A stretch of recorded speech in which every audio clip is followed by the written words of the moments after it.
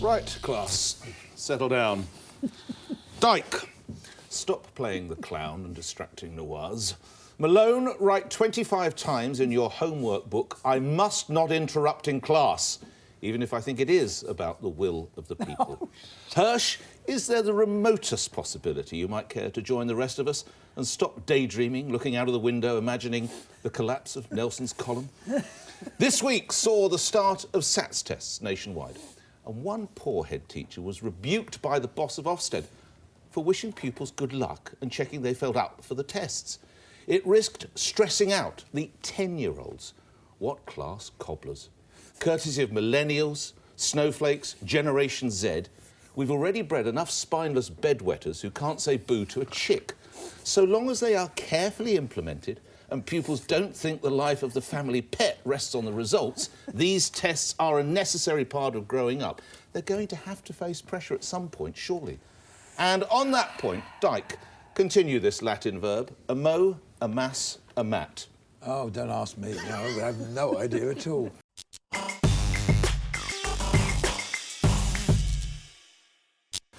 Dyke, I was looking for amamus, amatis, amant, but Well, never you went mind. to a different sort of school. I did go to a different school. Remember that.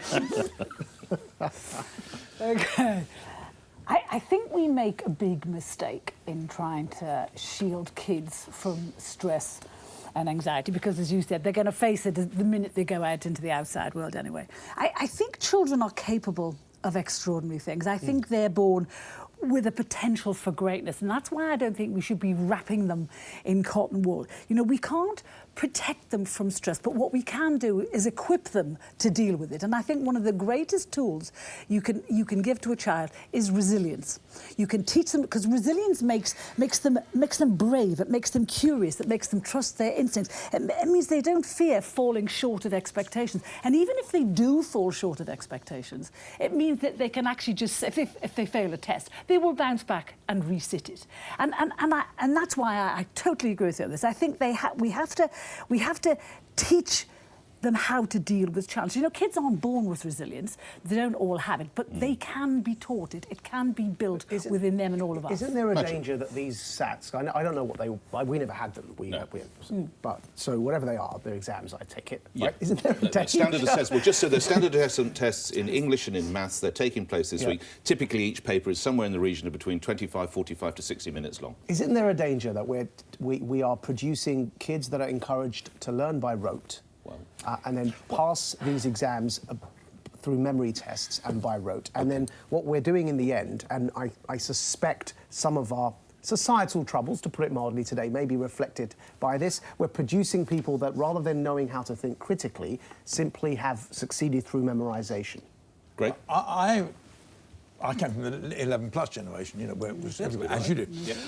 I passed 11+, along with, I think, 38 out of 42 in my class. Why did we all do so? And, where the average would have been 20.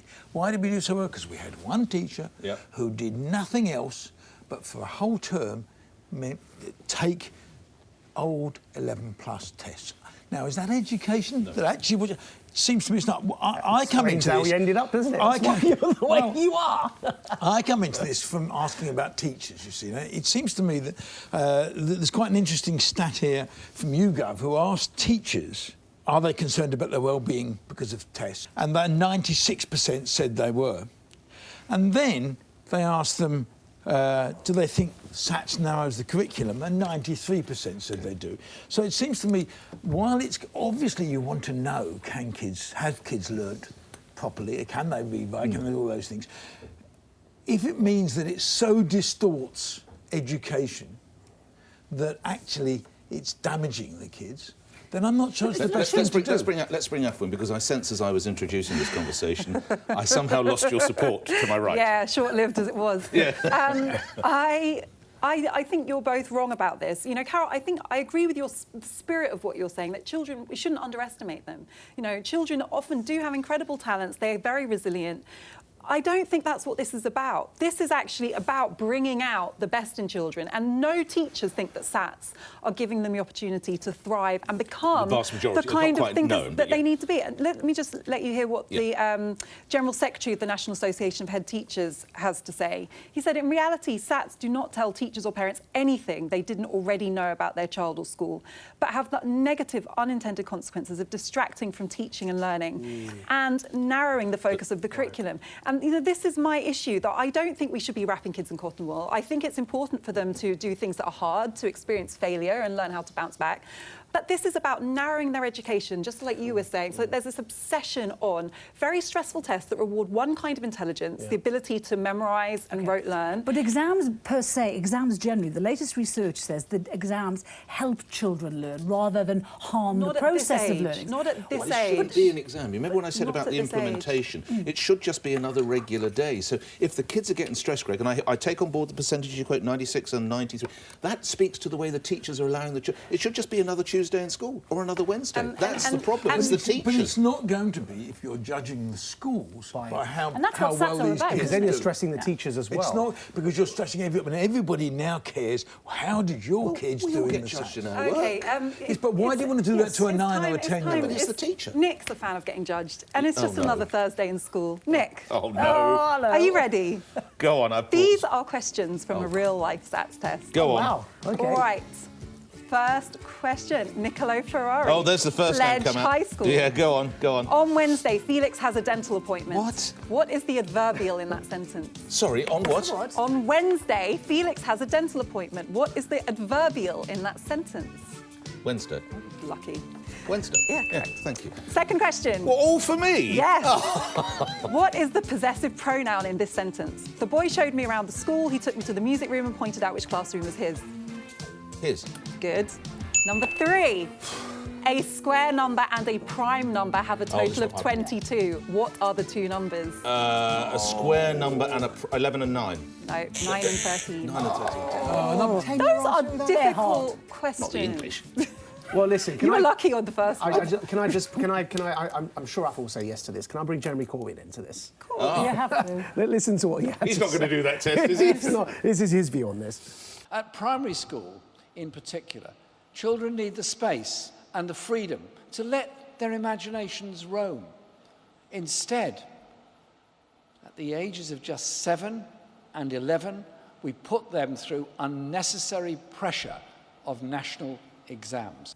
Now, based upon the questions you were just asked, I mean, that does look like unnecessary pressure. I mean, those last maths questions, I no. just, I mean, the I could never faintest. do maths, no. Now, the point he makes about imagination, I think, is the point that I was trying to make earlier and that you made up for as well, is that actually the type of intelligence is the phrase you used. At that age, there's a certain type of intelligence that I think should be encouraged, which is the freedom to imagine and to create and to roam, because that's what kids are developing at that stage. I'm not so sure that focusing on the logical type of intelligence is You good must agree for a we're all 10-year-old. judged. You were judged by the jobs you do. I don't. I'm judged every quarter by the listening. So are you. Yep. You're judged. I Teachers re- need to be remember- judged. I remember the 11 plus and the kids who failed. Yeah. It devastated Yeah, them. I failed. For years and years. Yeah. I remember my eldest brother who failed stood at the top of the school, top of our road, because he went up to get his results from the school, and shouted the length of the road, "I failed." I don't want to do that to kids at that age. How would you? I'm not. It's not the kids, Greg. It's the teachers. No, it's not. You are. How are we going to judge teachers? Well, Are you suggesting this is a you've good got to way have of some. judging I think you've got to have teachers? some. Anyway. I think we abandon SAT trust sounds in like an teachers. exam, That's the doesn't it? problem. It's an exam.